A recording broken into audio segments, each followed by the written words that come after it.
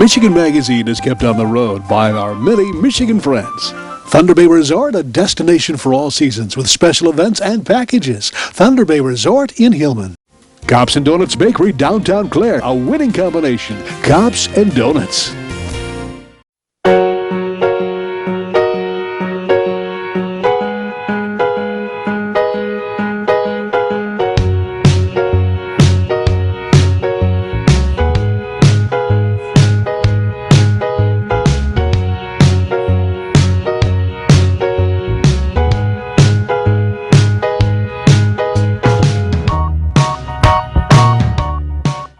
All aboard, ride on the Michigan-Osamo Valley Railroad, a quarter-scale passenger train through the beautiful scenic landscape of northern Michigan, just south of Fairview. Now open weekends and holidays. Visit them online or call them now. Remembering good times and great food, Frank and Lisa invite you to Tin Lizzie's in Mayo for a blast back to the 50s and 60s when food was made from scratch, including home-ground Angus burgers. A full menu of great food and good memories await you at the new Tin Lizzie's of Mayo. On this week's Michigan Magazine, we're visiting with a man who celebrates Christmas more than most of us. Curtis Posuniak of Bloomfield Hills, founder and owner of Klassics by Kurtis, a line of unique, one-of-a-kind Christmas tree ornaments designed one at a time by Kurtis. And since we're talking unusual and one-of-a-kind, we're bringing back Vera Soucie of Oscoda in a Michigan Magazine Classics segment as she prepares vinegar pie at the Old Michigan Magazine Museum. Stay tuned, it's coming up next on Michigan Magazine. Cops and Donuts Bakery, downtown Clare, what began as a crazy idea among 9 police officers to purchase the historic Clare City Bakery quickly became an international phenomenon, carrying on a Michigan tradition with delicious donuts, pies, pastries, breads, original coffee, and more, plus a full menu at the new adjacent Traffic Stop Diner. Downtown Clare, a winning combination. Cops and Donuts. Canyon's Lakeside Resort and Marina, located on the shores of beautiful Sage Lake. Get away to their newly remodeled, beautiful bed and breakfast, or their historic 13-room hotel. Special events and activities for all ages. Call now or go online for more information on this Michigan treasure. From the hands of a concert pianist comes more than music from the keyboard. Curtis Posuniak, concert pianist of Bloomfield Hills, gives testimony to the fact that creativity at times cannot be contained to simply one interest or outlet. Curtis discovered and nurtured a new seed of interest planted years ago. That would bear the fruit of creative Christmas ornament design, beautiful renditions of the holiday and beyond. We first met with Curtis at his shop located just off of the lobby in the beautiful Ritz-Carlton in Dearborn about 5 years ago. We met up again in 2013 at Bronner's Christmas Wonderland, one of the artist's major retail outlets. We needed to know what Curtis was up to. We know he's a man with never-ending ideas of creativity and that he was constantly adding to his ornament line called Klassics by Kurtis. When we sat down with Curtis in front of his display at Bronner's, we were delighted at what we saw. How did you know that you would be doing this? I mean, when did you finally realize that this is something that you wanted to do? When did this... The ornament business? The ornament business, yeah. Well, actually, as I said, I had a music festival, right, which was the Michigan Bach Festival at the time, and I met an ornament designer, and 2 friends of mine said, Curtis, being in music, you should do ornaments of musical themes. So it was that kind of kicked off that idea, and I learned a lot now, having been to Poland 17 times already, and understand this whole process now, and so it's become very creative for me as well, and I love what I do now, and now I truly understand this industry, and so the more I understand it, the more creative I've gotten, and it's becoming to be a real fun thing to do. Now, you've got some fairly unusual ornaments here, I see. You've yes, got we do. Eggs, fried eggs, and what is that, toast and sausage? Or poached eggs? or sunny-side-up eggs with toast and sausage and a little bit of cucumber there and some tomatoes and bacon. Oh, it makes me hungry here. So this, what brought these ideas on? Well, I do a lot with restaurants. Oh, okay, okay. Several customers who are in the restaurant business and companies that I've been working with to do different types of packaging, and so it gave me an idea, and it's something entirely different from a Santa, from a snowman, and you have people that are crazy about bacon Well, what a great gift to give someone who loves bacon. Yes, yes, yes. Or someone who goes to a restaurant pretty routinely, and this is their standard breakfast that they have. Really nice. And the old-fashioned TV dinner. I mean, we all love the TV dinners. Yeah, isn't that wonderful? And that's classic. So, And this is something great. I mean, some people have a niche for making deviled eggs.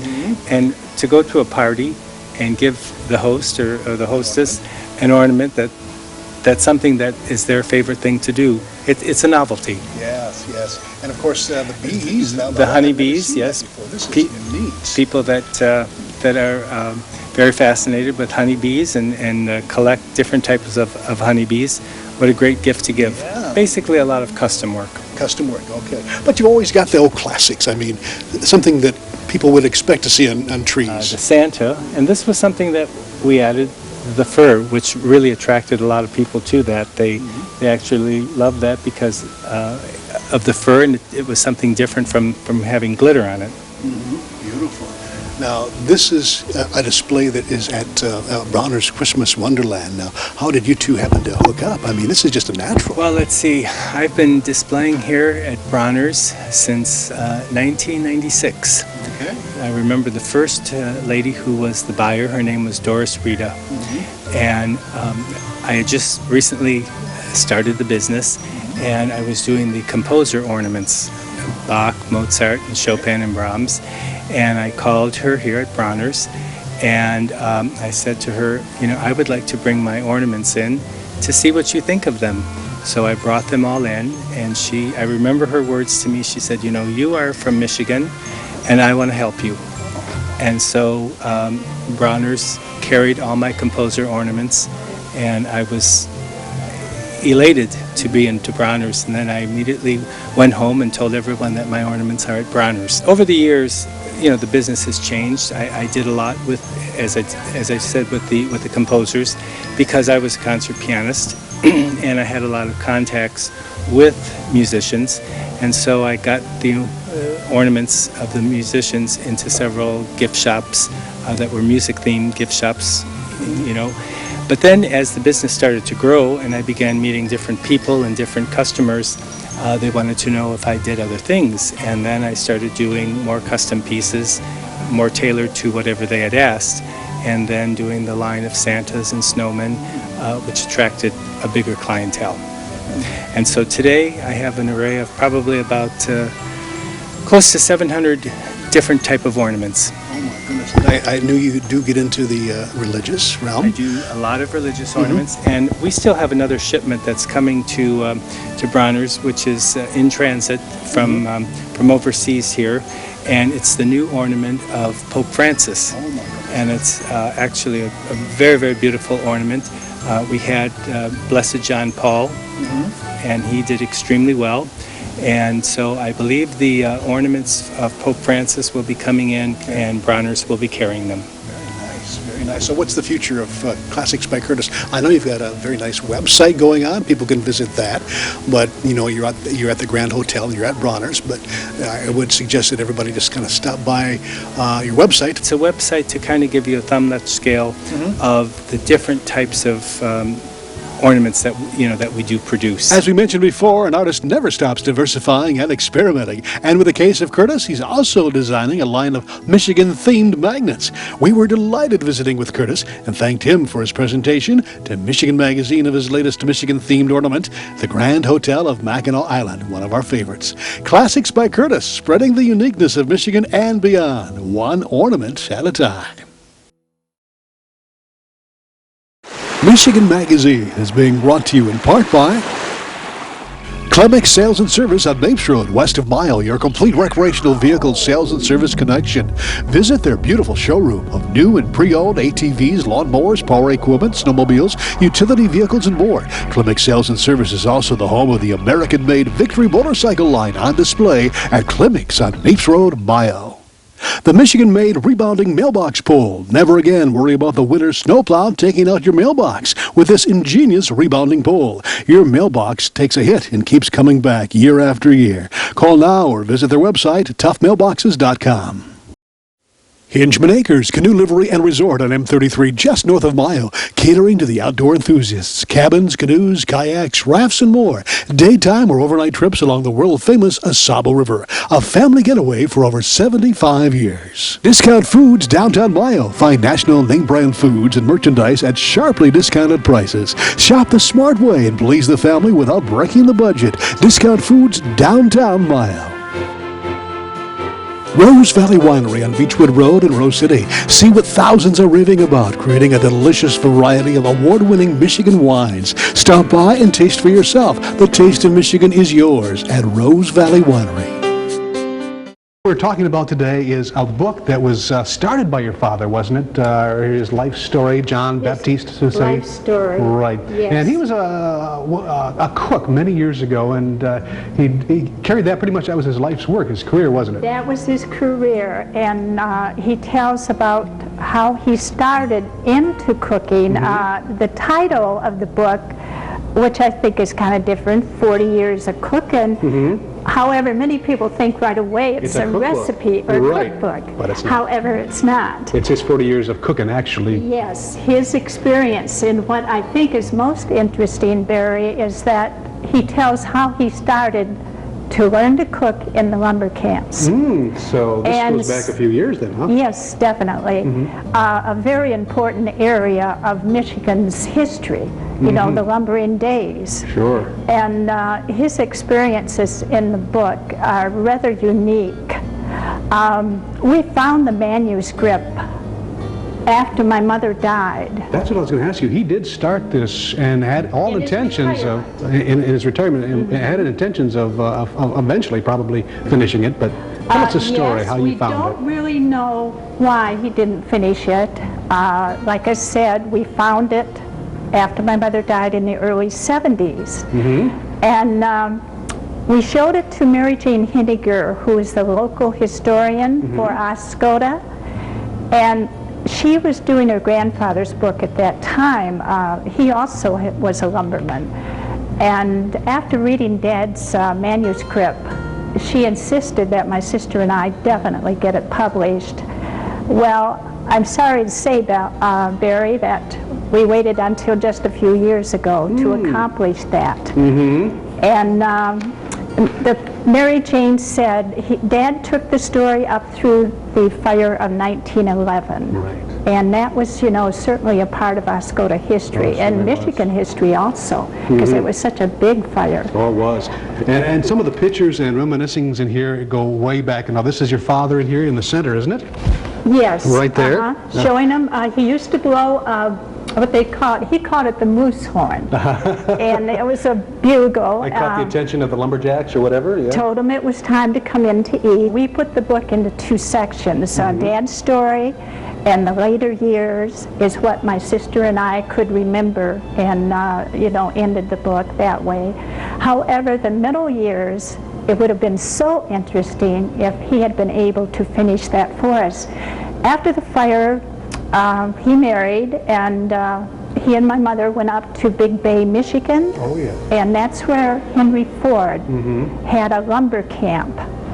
And he had bought a building up there, and he turned it into lodging and dining for his crew. This book contains a lot of it, right up to his last restaurant. What was the last restaurant or organization that he had? Was his big restaurant was the Rendezvous. The Rendezvous. A lot of people out there probably really remember that too. It's all in this book. It's called 40 Years of Cooking by John Baptiste Soucie. Right? Soucie. Okay, I'll get it right anyway. But in here are some recipes, and we're going to take a little liberty with one of the recipes that is in here. It's not exactly what you're going to be cooking today, but it is a vinegar pie, and that's an interesting little tidbit that vinegar pie was kind of popular back then too. I know many people in the cook shacks or the lumberjacks did remember some of that. I remember seeing. Well, I think, Barry, the vinegar gave you the flavor that, you know, not having fresh lemons. Yeah, it did. I had vinegar pie before, and it does kind of remind me of a lemon meringue pie almost. It sounds very strange. Yeah. Some were brave enough to try it, and some were not. But those that did found it very good. Very good. Well, let's try some here. Let's go over some of the ingredients, basically what you have here, and we'll just take her from scratch here. Well, we're going to need hot water. Okay. All right, we'll get that boiling real good, and I've got some of the ingredients measured out here. Now, we're making one pie, right? This is, Yes, just one pie. Okay. There's 3 egg yolks. You separate your eggs. Well, first you would make your pie shell. You could use one that's already baked, or you could put one in the oven, and it only takes 10 minutes to make a shell. Okay. And when that's all done, then you can mix up your eggs. Just, you sort of stir them until they're quite thick. And your next ingredient would be your sugar. Okay. About how much sugar in a pie? You'd have to have a lot of sugar, wouldn't you? Vinegar pie? That surprises me. No, it's only 1 cup. 1 cup. And then for the thickening agent, you use flour. And it's 3 tablespoons of flour, which I've already measured out. Any special flour? Just No, just plain flour. plain white flour. They probably weren't too fussy back then either. I mean, they got what they could get. A cup of boiling water is added to your mixture. And you want to kind of do it slowly so you get a nice even mixture.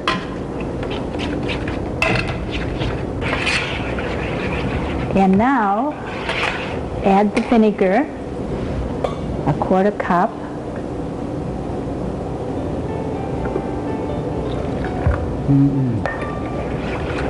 And it goes on the boiling water.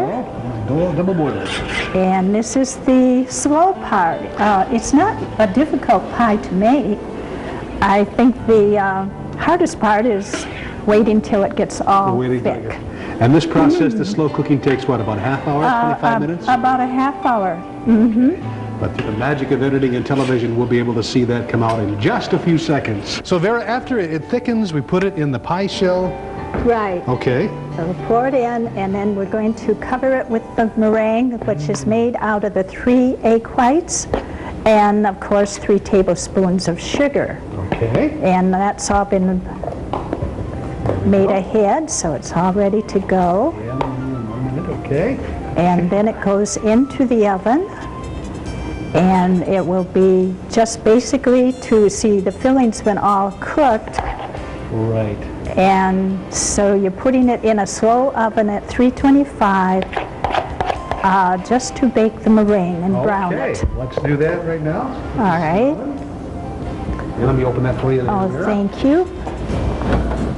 And miracle of miracles, And there is the pie. finished product. Yes. Okay, vinegar pie. Looks delicious. I wonder if that's cold enough to cut and try, maybe? I think it is. Oh. Crusts are very temperamental, as you can see, Gary. But a good crust's crumble like That was my dad's pie crust would melt in his mouth. Oh Okay, boy, here we go. there I'm you going to are. try this. This is the vinegar pie.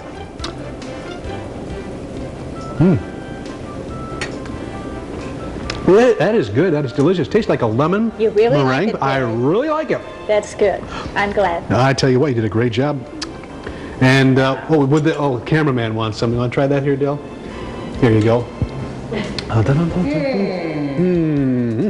enough. That's enough. That's enough. Back here. All right. Isn't that great? Well, It Vera, does make a very pretty pie. it does make a very attractive pie. It's been a pleasure. Thank you very much. I certainly would tell people about the museum. Great. there. And we'll tell people about the vinegar pie, too. Thank you very much for appearing at Michigan Magazine. It's great. We've got It's some more been cooking. fun. All right. Well, as is the case after every cooking show filmed at the new Michigan Magazine Museum kitchen, our studio audience is invited to taste the results. Everyone seemed pleasantly surprised at their first taste of vinegar pie, the recipe taken from 40 years of cooking, the life story of John Baptiste Soucie. Thanks again, Vera, and the whole Soucie family for sharing their unique Michigan heritage with everyone here at Michigan Magazine.